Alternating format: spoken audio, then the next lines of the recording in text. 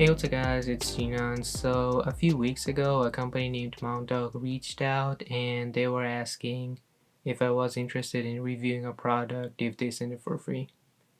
And to that, my response was, yeah, why not? So I chose a softbox and I've been using it for a while, and here's what I think about it. First of all, the build quality and design are not that good. It has a lot of sharp edges on the plastic parts. The tripod part doesn't slide up or down the way it should. The locking knobs don't move freely in compact form. And when I want to mount the softbox vertically, it doesn't go all the way in. Also, the diffuser part came out all wrinkly, but it's not a huge deal. I sat on it for a while and it was fine. Okay, it's a softbox. How is that diffusing light?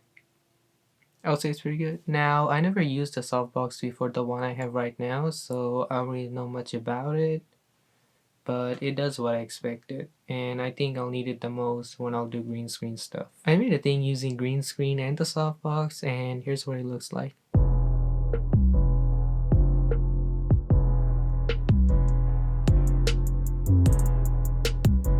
And that's how it was done. And this is what the setup looks like. Now, the softbox didn't make the whole thing work all by itself, but the fact that it lights up the green part evenly makes the whole thing a lot easier. I made another one a while ago using the lamp I have, and here's what it looks like.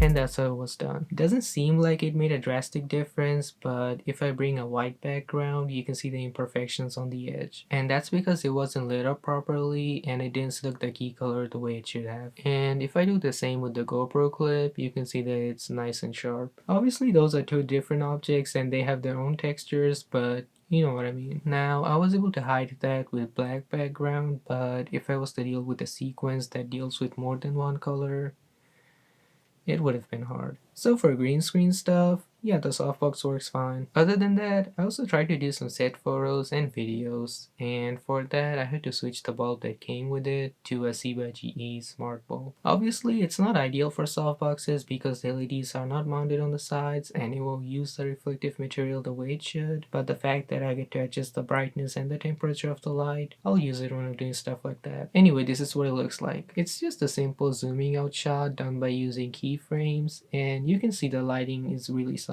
And to do some comparison, I also took some photos of the same set to see which one looks better, but I think it's gonna end up being a preference. So the first one is where I didn't use any key light. It looks okay and I'm down with that. The second one is where I used the lamp and you can see the shadows are a lot more pronounced. It looks kind of harsh and contrasty, but I like it. And that's where I used the softbox. The shadows are kind of feathered and everything looks soft. I would prefer the last one over the first two because it looks the way it should. So to wrap it up, MountDog's build quality is not that good, but it does what it should, and it does it well.